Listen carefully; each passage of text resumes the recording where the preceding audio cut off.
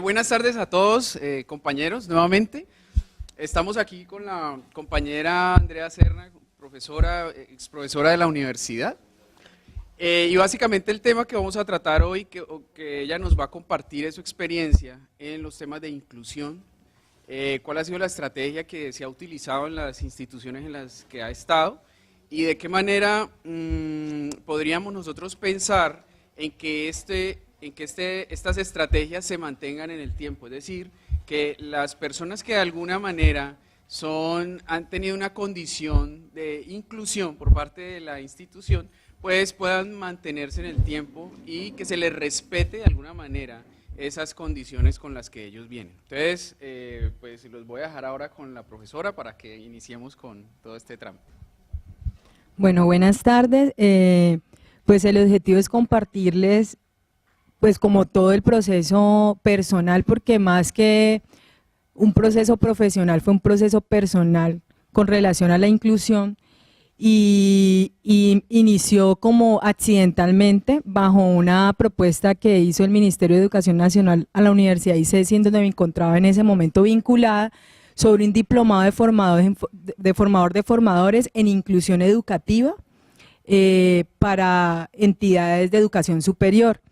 El objetivo de ese proyecto del Ministerio de Educación Nacional era formar a docentes de educación superior para que fueran formador de formadores sobre la concepción de educación inclusiva, que es una política que desde el 2008 inició el Ministerio de Educación Nacional, cuando estaba pues el presidente Uribe, y una transformación hacia la educación inclusiva como un elemento de calidad educativa. Entonces inicié pues este diplomado y durante el proceso pues de capacitación en el diplomado pues se empieza a mirar una concepción de inclusión dirigida hacia la concepción de sujeto, ¿ya? Un sujeto y un reconocimiento de que el ser humano es diverso y que a partir de esa diversidad la educación debe ser coherente y humanizada frente al reconocimiento de que somos todos diferentes. ¿Qué era el énfasis en este diplomado o la formación que se nos dio? Que precisamente la falta de reconocimiento histórico de la educación de un sujeto diverso y más bien siempre tratando de regular o volver como en unos mismos parámetros o formar personas como de la misma forma, dejaban por fuera ciertas poblaciones y son las poblaciones que se encuentran en situación de vulnerabilidad. Entre ellas encontramos pues a las personas en situación de discapacidad, a personas con dificultades socioeconómicas y así diversidad de situaciones o condiciones socioculturales que se puedan presentar. Entonces, naturalmente siempre el enfoque de inclusión desde el ámbito de los derechos humanos se ha enfocado hacia la discapacidad, ¿cierto? Pero eso es un sesgo, ya, porque la inclusión debe ser concebida desde un principio como el sujeto diverso y que si va a haber una política de inclusión en una institución educativa debe ser transformada la concepción de sujeto. ¿Con qué objetivo? Con el objetivo de entender que cada uno de nosotros somos diferentes y que por eso mismo las necesidades, dependiendo del sector al que se atienda, pues deben satisfacer esa diversidad. Entonces se empieza a hablar de diseños universales para la atención a la diversidad. En este caso se habla, por ejemplo, de una pedagogía que es el DUA, que es el Diseño Universal de Aprendizaje, en donde se reconoce que existen diferentes formas de aprender y que la didáctica y toda la perspectiva educativa debe apuntar a incluir toda esa diversidad de aprendizaje o de estrategias o de estilos de aprendizaje o ritmos de aprendizaje independientemente de la condición del sujeto, así esté en discapacidad, si no tiene recursos económicos, es una persona con orientación sexual diferente, o sea, es ese diseño universal el que debe incluir a toda la población, es decir, que debe haber considerado todas las posibilidades de sujetos que existen. Entonces eso empieza a hablar ya de un modelo incluyente. Y es algo muy importante que se tenga como el fundamento, porque lastimosamente las instituciones educativas que han hecho apuesta a inclusión empiezan a ser los más excluyentes de todos. Entonces empiezan a priorizar ciertos grupos y esos empiezan a generar totalmente, por ejemplo, en el caso de los afros, etnocentrismos, que empiezan a generar es exclusión frente a las otras poblaciones, y eso no es un modelo incluyente. Entonces, el objetivo no es exaltar la diferencia, es entender que todos estamos bajo el marco de la diversidad. Esa es la mirada. Y allí por eso hago énfasis a la mirada de un sujeto, que todos somos diferentes de una u otra manera y que se empieza a cuestionar el concepto de normalidad para poder transformar las instituciones educativas. Entonces, pues ese es como el fundamento de la formación que recibí. De allí en adelante ya empezamos a hacer realidad esto, ¿cierto? Es diferente, ¿cierto? Queda en el plano de la filosofía, entonces filosofemos sobre el sujeto y todo esto, pero ¿cómo hacerlo real en un contexto? Entonces hay un trabajo muy hermoso que el Ministerio de Educación Nacional diseñó, que es toda la transformación de las instituciones educativas, específicamente pues las que son de educación primaria y secundaria, para la transformación de las instituciones educativas hacia la inclusión. Es un modelo que fue totalmente concebido desde lo que la UNESCO manejó de inclusión, y se hizo una adaptación de un instrumento que manejaba la UNESCO para manejar lo que es el índice de inclusión. ¿Qué es esto del índice de inclusión? Era un diagnóstico de las instituciones educativas con relación a ciertos lineamientos básicos y universales de lo que es la inclusión, para a partir de ese diagnóstico poder decir, bueno, mira la institución cómo se encuentra, cuál es el nivel y la concepción que se tiene de inclusión aquí, cómo la están viviendo, y a partir de esa línea de base empezar una propuesta real de plan de mejoramiento de toda la institución. Para eso, ese proyecto tenía que estar alineado al proyecto educativo institucional, si no, no se convertían en actividades o en acciones totalmente desarticuladas que no tenían un sentido hacia el proceso de inclusión. Entonces, en términos de experiencia, yo empecé a hacer asesorías técnicas para el proceso de acreditación de calidad de 4 instituciones aquí en Cali, y empezamos a hacer un trabajo de llevar a la institución a hacer el diagnóstico de cómo estaba su índice de inclusión, y a partir de eso hacer la autoevaluación, cruzar estos dos elementos de autoevaluación institucional con el índice de inclusión y plantearse un plan de mejoramiento colocando los componentes o procesos que requerían priorización en cuanto a lo que arrojó este instrumento. Ustedes saben que todos los proyectos educativos institucionales se manejan en 4 gestiones, entonces cada una de esas gestiones tiene unos procesos, y lo interesante de lo que brinda el Ministerio de Educación como instrumento es que todo eso está muy claramente diseñado con indicadores, con lo que significa cada uno de estos procesos, y que lastimosamente se ha quedado en la educación primaria y secundaria y no ha trascendido a la educación superior. Esto es un proceso que me pareció pues chistoso, porque se arrancó en ICESI y la universidad, digamos, ICESI no quiso apostarle a hacer la adaptación de este instrumento a la educación superior. Tengo pues conocimiento que la Universidad San Buenaventura arrancó con este proyecto, pero quedó en stand-by. Y ahora que ustedes pues me invitan a este proceso, yo pienso que la apuesta que debe hacer la universidad es acoger lo que ya existe, lo que está contextualizado al contexto colombiano, y empezar a pensarse la adaptación de esto para las instituciones de educación superior, y convertirse también ustedes en como un pionero en este tipo de iniciativas. ¿Por qué? Porque las universidades, por su concepción de lo que es errónea de la inclusión, especialmente la parte directiva, tienen mucho temor a hacer inclusión, porque ellos consideran que arriesgan, ¿cierto?, su calidad, si hacen inclusión, por el erróneo concepto de lo que es inclusión. Entonces dicen, no, es que nosotros no podemos hacer inclusión y decir que somos una universidad inclusiva porque nos va a llegar la persona con discapacidad y nosotros no sabemos cómo atender a esas personas y eso nos va a bajar a nosotros las pruebas de CAES y eso, una cantidad de cosas absurdas que nos da cuenta de que no tienen claro el concepto de lo que es inclusión, ¿ya? Entonces, ese es como en términos generales la experiencia que tengo y la propuesta que hago a la universidad, de que si ya existe un recorrido, una experiencia desde las instituciones educativas de básica y secundaria, que se piense la transformación de la institución de educación superior a la luz de esos elementos, hacer toda la adaptación de las 4 gestiones que tiene un PI, la administrativa, la directiva, la educativa y la comunitaria, a la luz de estos procesos y elementos que ya han sido pensados y que lo único que requeriría es un proceso de adaptación para la institución.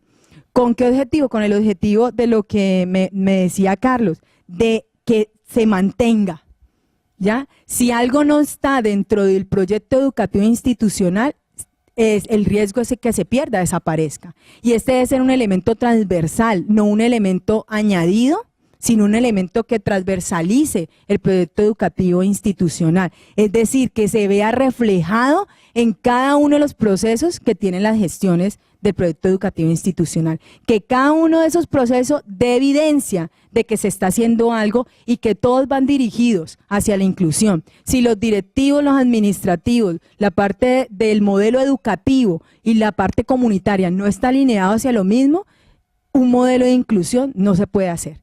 Todo tiene que estar pensado, debe haber una filosofía, una misión, una visión guiada por esto para que todos los procesos realmente garanticen una inclusión, en este caso pues educativa. Otra cosa que en estos momentos estoy realizando y que valida la riqueza de este instrumento y la riqueza de lo que hizo el Ministerio de Educación con lo de la guía 34 y todo este proceso de mejoramiento, es que una de las falencias, porque también trabajé en un centro de neurorehabilitación, o sea, ya no en la parte educativa, sino en la parte específicamente con discapacidad, resulta que todo esto pues surge porque como hay la política de inclusión, entonces ya ahorita vea, usted puede meter a su hijo que tiene parálisis cerebral y si no coloque una tutela y eso se vuelve pues un conflicto allí, ¿cierto? Pero el objetivo no es ese, ¿no?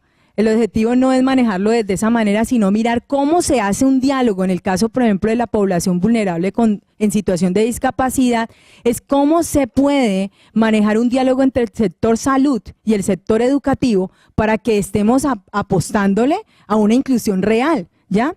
¿Por qué? Porque en el caso de las instituciones educativas decían, bueno, vamos a apostar a la inclusión, pero resulta que entra la persona con parálisis y el docente no tiene ni idea qué es una parálisis, el docente no tiene ni idea de las condiciones, por ejemplo, de logísticas que debe tener esa persona para poder sentirse con bienestar y eso hace parte de la inclusión. Entonces hay un desconocimiento que no tiene que ver con la voluntad de que haya inclusión, sino que hay totalmente un desconocimiento y uno no puede pedirle al docente que conozca toda la cantidad de discapacidades que existen. Entonces, ¿qué es lo que en estos momentos hicimos específicamente con un centro de neurorehabilitación que se llama Surgir? Hicimos la adaptación de este índice de inclusión, estamos en el pilotaje, para hacerlo en las instituciones prestadoras de servicios de salud. O sea, que si nosotros estamos hablando de que existe un eco en la educación para atender a personas con discapacidad, pues tenemos que tener un par en términos de salud que responda a las necesidades que nosotros no podemos atender frente a las condiciones de calidad de vida que requieren las personas en situación de discapacidad. Es decir, que si usted sabe y conoce que las personas con parálisis cerebral necesitan ciertas condiciones de salud, pues ese par lo tengamos con claridad y podamos tener un diálogo y que se pueda hacer inclusión real. ¿Por qué surgió esta situación? Porque resulta que en el centro de neurorehabilitación, ¿qué estaba pasando? Que llegaban los niños en situación de discapacidades de bebecitos, ¿cierto? Y un niño con potencial de aprender y una cantidad de potencialidades, digamos los de parálisis cerebral, que ellos realmente su parte cognitiva está intacta, pero es su parte motora la que no les permite transmitir por las limitaciones de la comunicación todo el potencial de aprendizaje que tienen, quedaban en esa institución desde bebés, tenían 20 años y no sabían qué hacer con ellos. O sea, ¿en qué momento es el egreso de la institución? ¿Cierto? Entonces empiezan ellos a decir, nosotros necesitamos incluirlos, necesitamos hacer algo con ellos. Y empiezan cada uno a dar sus alternativas. Entonces, que el tallercito yo no sé qué, que el tallercito para que hagan escobas, que el tallercito, ¿cierto? Y resulta que se pierde ahí el sujeto, ¿cierto? Entonces empezamos a ver el discapacidad, eso es una forma más de excluir, ¿ya? Como que bueno, entonces ¿cómo lo atendemos? Hagámosle el tallercito para que sigan aquí, nos sigan pagando y sigamos teniéndolos ocupados. Pero todo esto de la educación inclusiva y de una política de inclusión social empieza a demandar también las instituciones prestadoras de servicios de salud otra mirada de sujeto. Entonces, ¿qué pasa? Necesito el diálogo con el sector educativo. ¿Cómo hacer desde chiquiticos ese proceso de inclusión, ¿cierto? Y que la institución prestadora de servicios de salud sea el apoyo a la parte que desconoce la institución educativa para hacer una inclusión de calidad. Entonces, en ese sentido, hay dos sectores involucrados allí con relación a la inclusión para garantizar una inclusión social de calidad, que apunte a un proyecto de vida, que apunte realmente a la formación de ese sujeto y a la integración a la persona en todas las dimensiones y ámbitos que existen, ¿ya? Porque esa es la posibilidad de hacerlo. Entonces, pues, no sé, ese es en términos generales lo que les tengo que contar, pues hay cosas con mayor profundidad, pero en resumido, eso es como la concepción que he venido trabajando, los proyectos que tengo, y otra cosa es que me apasiona esto, porque considero que, ustedes lo pueden notar, considero que esta es la mirada real, ¿ya? Y más para un psicólogo, ¿ya? Porque es la concepción de sujeto, ¿ya? Es tratarlo de sacarlo, sobre todo a los que se están formando, de que existe la normalidad, ¿ya? Y que entonces el normal, entonces acá, y nosotros a veces desde nuestra formación nos formaron como personas que excluíamos al otro, ya con diagnósticos, haciendo una cantidad de cosas y desacreditando la posibilidad que tiene ese sujeto en su potencial. Lo digo porque eso es lo que yo me enfrenté en la parte de clínica en neurorehabilitación. El niño evidenciaba unos avances, pero resulta que el diagnóstico clínico decía que, o no, desde el libro, decía que eso que la diagnosticaron era imposible. Entonces era más válido lo que decía el libro que lo que podíamos evidenciar con el niño. Y entonces ese tipo de cosas son las cosas que yo pienso que se deben primero derribar y desde la academia también, porque hay que transformar esa concepción que tenemos de ser humano. Realmente es emocionante ver a alguien apasionado por una experiencia y transmitir su experiencia. Pero, digamos, en esta dupla exclusión-inclusión, si bien entendí una concepción, digamos, general de la inclusión, sería pensar que todos los sujetos somos diferentes y que esa es la condición primera, lógica, para entender que haya procesos de inclusión, que hay diferencias. Pero no sé si esa es una concepción muy general, porque cuando uno habla de inclusiones, habla de distintas problemáticas. No es lo mismo el problema vinculado a las etnias, por ejemplo, que en Colombia incluso está tipificado en el Congreso por minorías étnicas, por porcentajes de población, etcétera. Esa es una dimensión donde efectivamente, pues, si hay afros, indígenas, mestizos, mulatos, zambos, bueno, lo que usted quiera, blancos. Esa es una dimensión de la inclusión, pero no es igual a una dimensión, por ejemplo, de déficit o discapacidades, que incluso son diferentes. No es lo mismo alguien con un daño cerebral, alguien con un síndrome de Down o alguien con otro tipo de retrasos, digamos, comprobables neurofisiológicamente, o alguien con dificultades visuales o auditivas. Es decir, yo siento que el criterio es demasiado general, y que ya cuando se miran las poblaciones en particular, vienen problemas muy complejos para las instituciones educativas. Digamos en el sentido de que la experiencia en la primaria, que se reconocen esta discusión sobre que hay posibilidades distintas de aprendizaje y potencialidades que desarrollar, y que eso se daría en condiciones diferentes en cada uno. Pero digamos que, yo no lo diría ideales, pero hay ciertos estándares de funcionamiento institucional. Puede que eso implique una condición de exclusión o inclusión, o sea, yo no discuto eso, pero en una determinada institución educativa hay ciertos criterios que deben fundamentarse en lo que se considera la formación profesional o de posgrado. Entonces ahí es donde entran dificultades, porque si uno lo ve desde una perspectiva estatal, conjugarían muchas instituciones del Estado para que eso fuera posible, digamos, en condiciones ideales. Es decir, la institución va a recibir cierto tipo de discapacidades para que puedan estudiar determinadas carreras, no todas. Digamos, ese criterio democrático, y ahí también hay una pregunta sobre la condición de sujeto, porque tú hablas mucho de la condición de sujeto, que no es una discusión filosófica, pero ¿cuál es la condición de sujeto? Es decir, ¿qué es la condición de sujeto que se plantea en términos de la inclusión? Son como dos generalidades, o sea, es muy importante porque es tu experiencia, y tu experiencia es muy emocional, emotiva, racional también, has hecho cosas concretas, te has enfrentado a situaciones concretas, pero como desde una situación donde hay en el trasfondo una abstracción muy grande del problema de la inclusión y una abstracción de la subjetividad, de la condición de sujeto.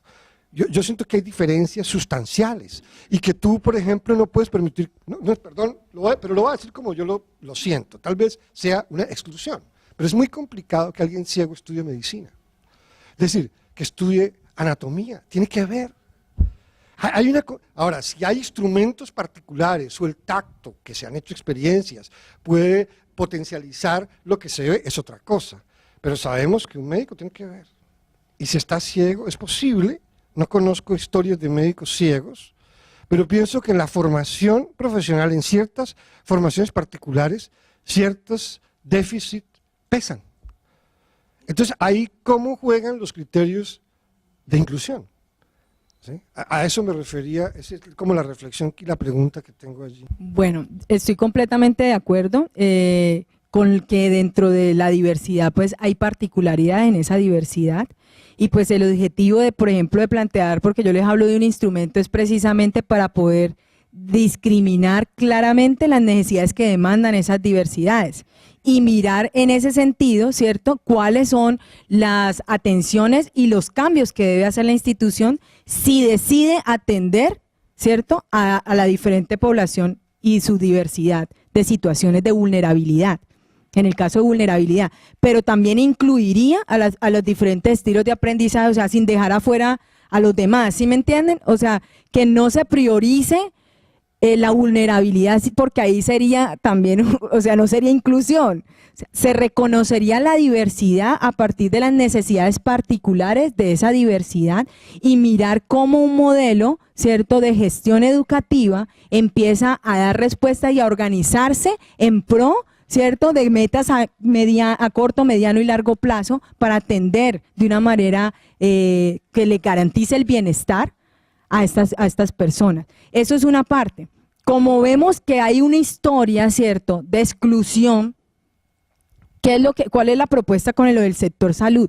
Si el sector salud, digamos, empieza a hacer un proceso de inclusión desde que está pequeñito el niño hacia un proyecto de vida, yo puedo direccionar ese proyecto de vida con claridad precisamente para mirar sus potencialidades y poder guiarlo a que él decida, ¿cierto?, qué quiere ser. Si él reconoce sus habilidades, su potencial y toda la posibilidad que tiene y toma la decisión, voy a estudiar medicina porque quiero ser un investigador, me voy a dedicar a la investigación en medicina y soy una persona con discapacidad visual, yo lo puedo hacer.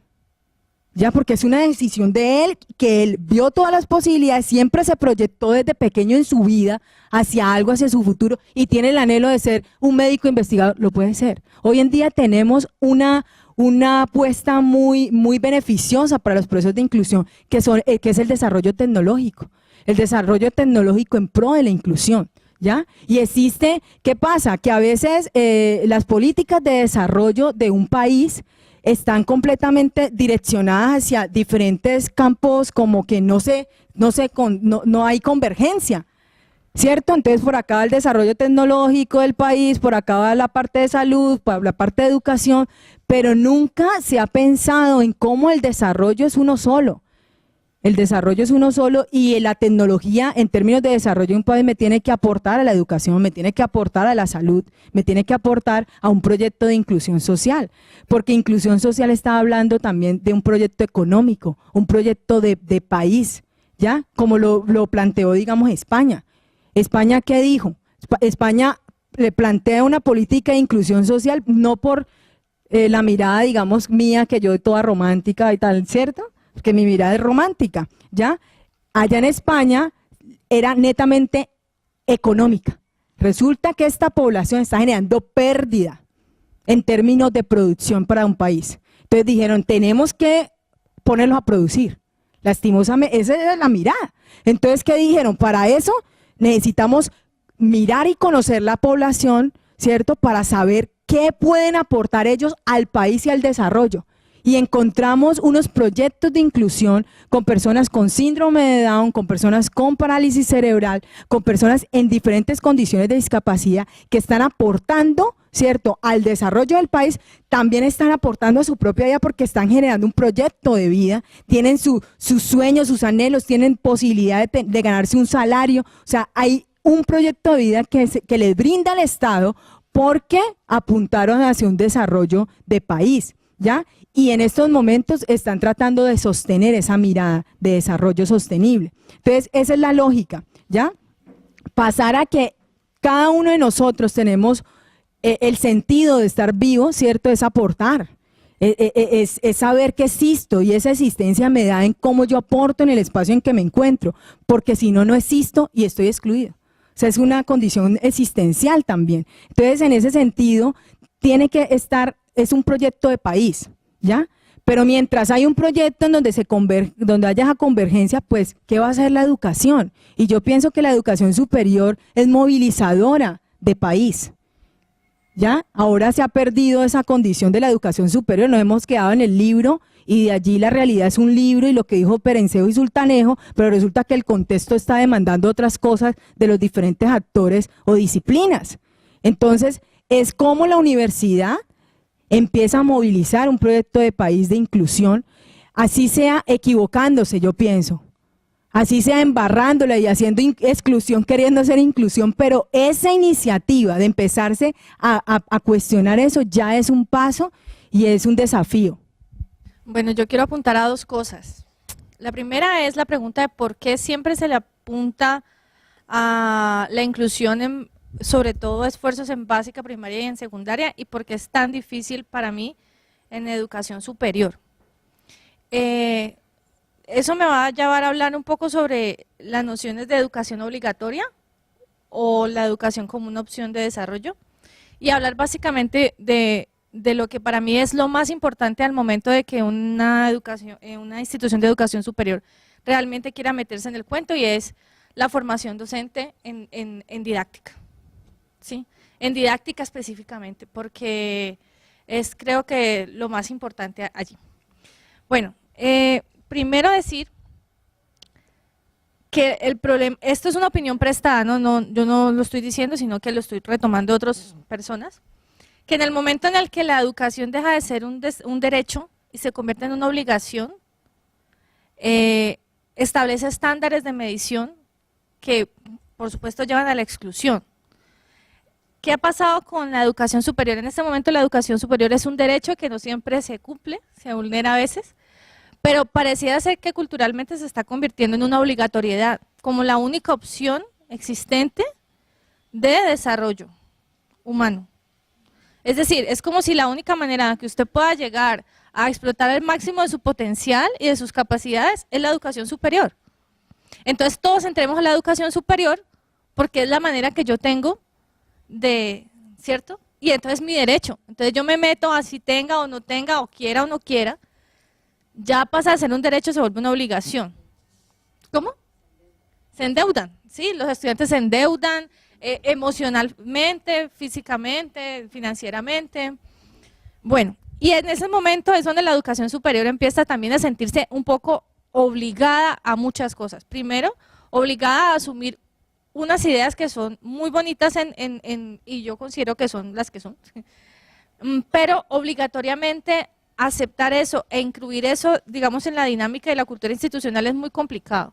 En el momento en el que se establecen en las leyes que las aulas tienen que ser incluyentes y que tienen que tener necesidades educativas especiales consideradas para su población, arranca la ejecución de una cantidad de cosas para las cuales los docentes no están preparados. Y terminamos entonces con la inclusión de niños que terminan más excluidos de lo que ya estaban antes de entrar a la institución. Entonces, primero, con todo esto yo digo, bueno, ¿para quién se convierte la educación superior en una opción? Y para quién realmente la educación superior no es la mejor opción. Y me parece que allí la educación superior o nosotros los docentes no deberíamos ser quienes obligaríamos a que las personas se queden ahí. A ver, sí, por aquello de la retención, de que los estudiantes tienen que continuar, de que los estudiantes...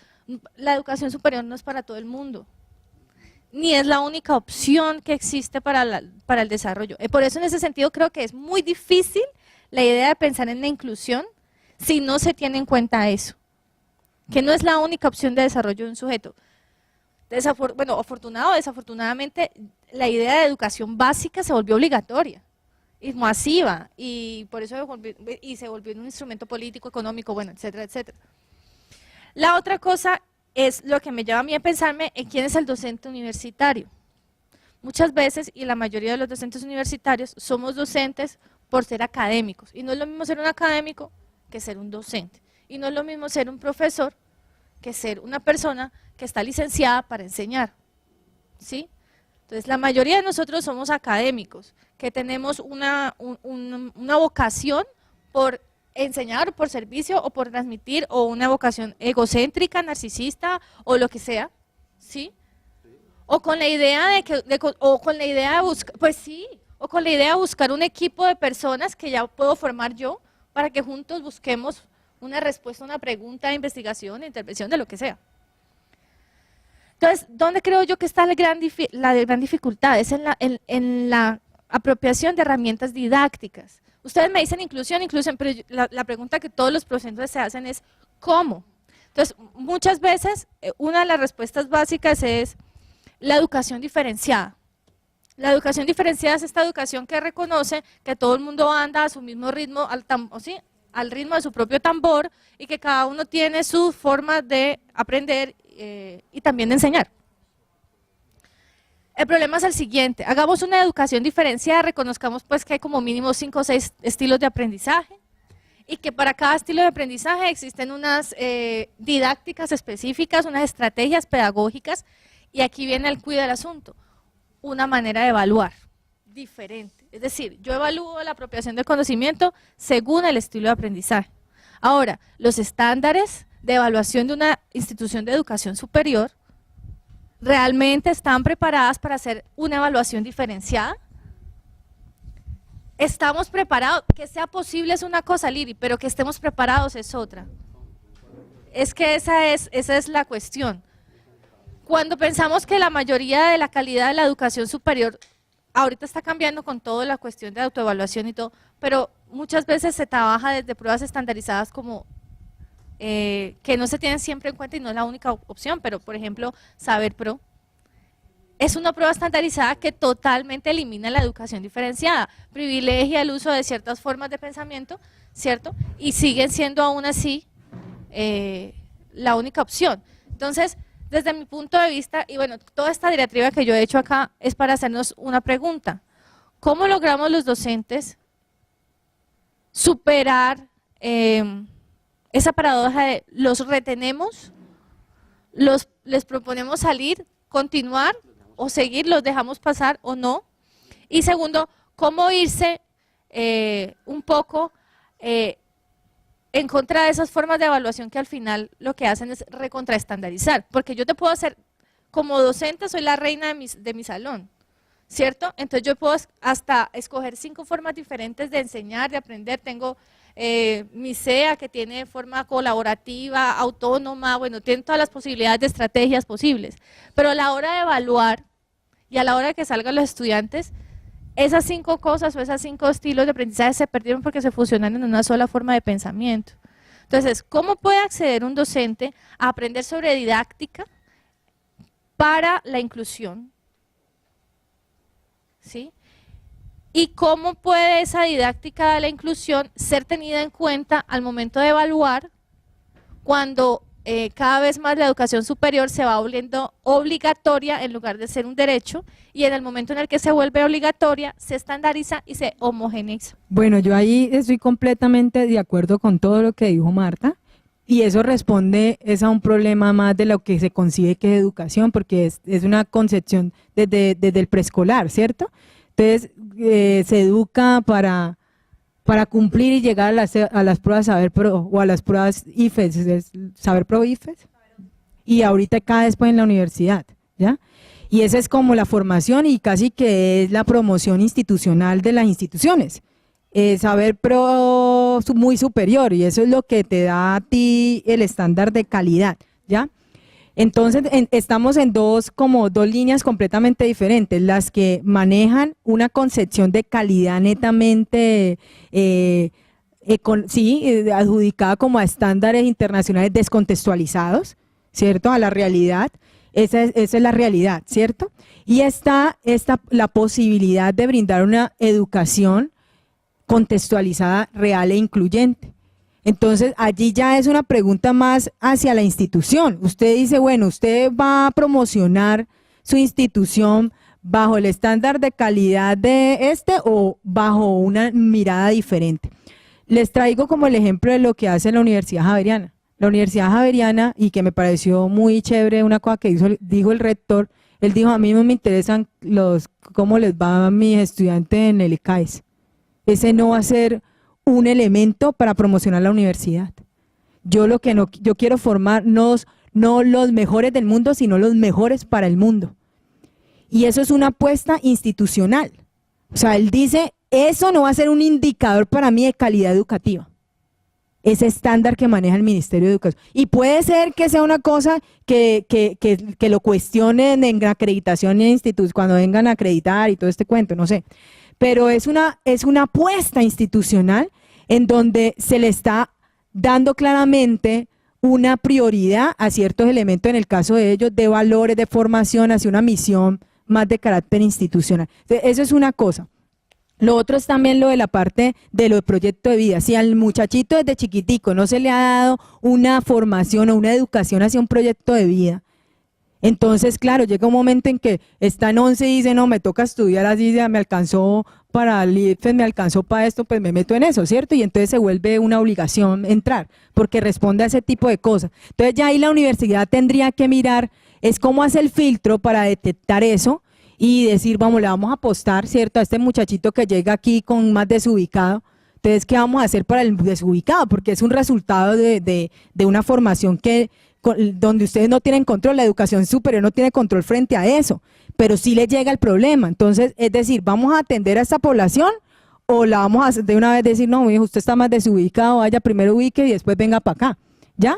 Entonces, son varias problemáticas que le competen a la educación superior y que tienen que ver con inclusión también, porque es una exclusión que el sistema educativo ha hecho por la mirada y la concepción de la educación misma, que no es una formación para un proyecto de vida humano que tiene diversidad de posibilidades, que no solamente la educación superior, porque yo puedo ser, si yo soy un talentoso músico, pues yo me puedo dedicar a hacer música y no necesariamente tengo que ir a estudiar una licenciatura en música en la Universidad del Valle o ser músico en algo. No, se dedicó y es profesional en lo que hace porque se dedicó a eso. Tiene ese talento, ¿cierto? O sea, todo eso es completamente real. Aquí la pregunta es para la universidad específicamente, es decir, bueno, ¿a qué le van a apostar? Esa es la cruel realidad. La cruel realidad es esto. O sea, la cruel realidad es todo lo que ustedes ya saben y con lo que estoy completamente de acuerdo y no desconozco. Y por eso, la propuesta que yo les hago en términos de direccionar es diagnostíquense. Primero revisen, primero dicen, bueno, ¿cómo estamos nosotros para saber si realmente le vamos a apostar a esto? ¿Cierto? Para mirar si realmente esto es un desafío. Y lo de didáctica, la didáctica tiene que estar enganchada a la investigación en educación. Eso es cero. Yo pienso que eso es cero a nivel mundial. Didáctica en educación superior pienso que está en pañales. y también es una necesidad, ¿ya? Porque precisamente frente a los estándares de calidad, el que es un buen profesor es el que tiene 2 doctorados, ¿cierto? Entonces, vea, ¿cuántos profesores tienen doctorado? Eso es lo de la calidad, ¿no? ¿Cuál cuento de...? ¿Sí me entienden?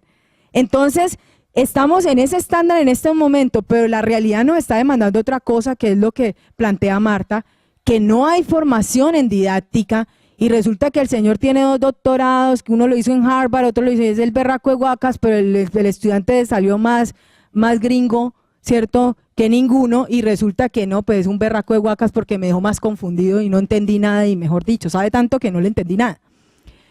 Esa es la lógica de la calidad, lastimosamente así es, ¿ya? Y entre usted más enreda al estudiante, más sabe, ¿no? Uy, ese man sí que sabe, no le entendí nada. Entonces, ese es como el desafío también a lo que la universidad le tiene que apuntar, a una universidad. Yo de verdad vengo aquí con una pasión, pues aparte del tema, también porque fui docente de la universidad, he sido docente en otras 2 universidades, y la posibilidad que yo veo en la cooperativa para hacer cosas como estas que le estoy planteando es grandísima, y por eso vengo emocionada, porque yo sé que hay una visión, hay una mirada desde allí, ¿ya?, que es marcar la diferencia en la educación superior, no formar, como yo decía, hidrocefálicos del conocimiento que saben recitar 50.000 referencias de 50.000 señores que dieron en algún momento una cita, y que todo el mundo dice, wow, ¿cómo sabe, no? Y ningún impacto en la sociedad. O sea, eso es lo que lastimosamente la gente se deslumbra de eso, de ver que el tipo habló y hizo citas y mejor dicho, y los descrestó a todos, pero en el momento en que usted lo ve, en la realidad usted impactó, ¿qué hizo en su vida? No impactó a nadie, mijo. Terrible, grave. Entonces, ¿por qué me emociona eso? Porque lo que yo vi en las prácticas de los estudiantes de aquí de la universidad es eso. O sea, esas competencias, porque es otro cuento, que competencias. Imagine cómo lo van a formar en competencia a uno y le meten 50.000 libros y usted nunca ha visto nada, no ha pisado terreno. Entonces, ¿cómo ser competente si todo el tiempo estás sentado es comiéndote el libro y nunca estás pensándote en la realidad de eso que allí dice, y confrontarle y decir por lo menos, uy, lo que dijo Julanito tenía razón porque lo vi, lo viví y lo puedo justificar con esto? Bueno, pues Andrea, muchas gracias por acompañarnos, que en realidad esto es supremamente valioso por lo que tú acabas de mencionar, y es que nosotros en este momento, con todo el tema de acreditación, estamos intentando pensar algunos temas, y entre esos el tema de la inclusión, algunos temas que desde el programa podamos hacerlo. Y tú dices, la Universidad Cooperativa de Colombia podría hacerlo. Aquí en la universidad, con las disposiciones del rector y todo lo demás, yo pienso que hay muchas propuestas que se pueden llevar a cabo.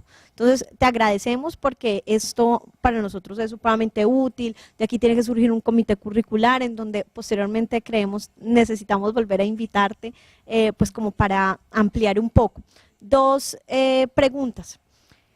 Esto de diseño universal de aprendizaje es un modelo, ¿dónde está lo que tú dices también, que hay un instrumento? Y pregunto, porque nosotros necesitamos empezar a concretar esto un poco, que obviamente entiendo que va a estar unido al PI, y si de ahí no parte, pues es muy poco probable que eso se sostenga, es cierto, pero nosotros contamos con algo en la universidad que es claro, que no se profundiza mucho, pero que es claro, y es, nosotros tenemos una política de admisión abierta, y es supremamente claro, donde a nosotros nos dicen, se reciben prácticamente todos los aspirantes, pues a no ser que en realidad se detecte una condición muy complicada, pero es claro el rector donde dice, nuestra política es de inclusión, y es claro, él dice así, recibimos todas las personas. Entonces teníamos una visita a propósito de calidad para mirar las condiciones de la sede, y decía el consejero, está muy bien, porque ustedes, si así lo están pensando, eso está muy bien, pero ¿qué están haciendo con ese estudiante? ¿Cómo lo reciben en primer semestre? ¿Y cómo puede dar usted cuenta en quinto semestre de qué es lo que hizo esos 2 años y medio con el estudiante? ¿Y qué es lo que hace posteriormente en décimo semestre cuando se prepara para entregarle a la sociedad un profesional? ¿Cómo? Cuando, haciendo el contraste, ¿cómo fue que lo encontró en primer semestre? Entonces, desde ahí, ¿cuál es la tarea nuestra y cuál es realmente como lo que nosotros estamos y somos responsables de hacer? Es poner un poco más en práctica y aterrizar un poco más eso de que somos incluyentes. Entonces, es nuestra tarea desde el programa. Es difícil en este momento plantearlo como algo de sede y mucho más difícil algo a nivel nacional, pero sí lo podemos hacer desde el programa y que finalmente, ahorita que yo te escucho hablar y cuando Marta decía, pues es realmente esa mi responsabilidad en el programa, es lo que a nosotros nos convoca en términos administrativos, poder proponer, poder fortalecer ciertas estrategias que vayan en pro de lo académico, porque si bien hay académicos,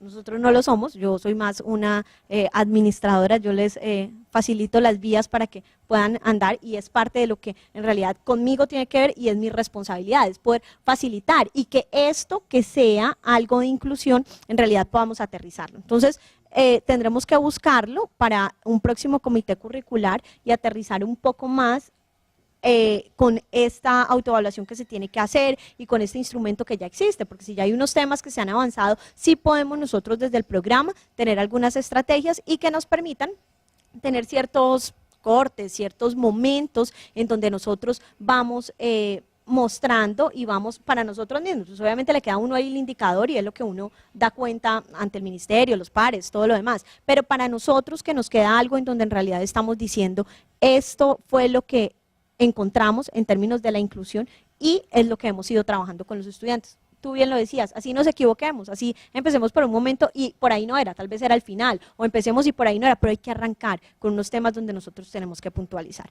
Entonces, como puntualizando con la actividad, es nuestra tarea en el próximo comité curricular mirar este diseño universal, mirar el instrumento que existe, adelantar un poco, ir como preseleccionando esa información y pues posteriormente revisar con Andrea y tener una segunda jornada. Y muchas gracias. Bueno, no, pues muchas gracias. Yo los desafío realmente es a que revisen lo que les puede servir para mirarse, porque ese es el primer paso, yo pienso, de una transformación, es mirarse uno mismo, y en el caso pues de hacer la analogía en la institución, es mirar qué pasa con la universidad cooperativa, y yo me imagino que sí hay cosas que responden y que ustedes mismos se van a sorprender, yo pienso, de lo que les va a arrojar ese instrumento, yo estoy completamente seguro, pero lo que es interesante de este proceso es que va a direccionar con claridad el paso a paso y las prioridades que eso tiene, y así sea que lo dirija el programa de psicología, porque ustedes pueden ser los movilizadores. Esto es un proyecto de investigación, o sea, puede estar, el proyecto de investigación es aplicar el índice de inclusión a la universidad, que sea un proyecto de investigación que direccione, digamos, ya cosas de carácter administrativo posteriormente de acuerdo a sus resultados. Bueno, esa es la idea que les dejo y nos vemos.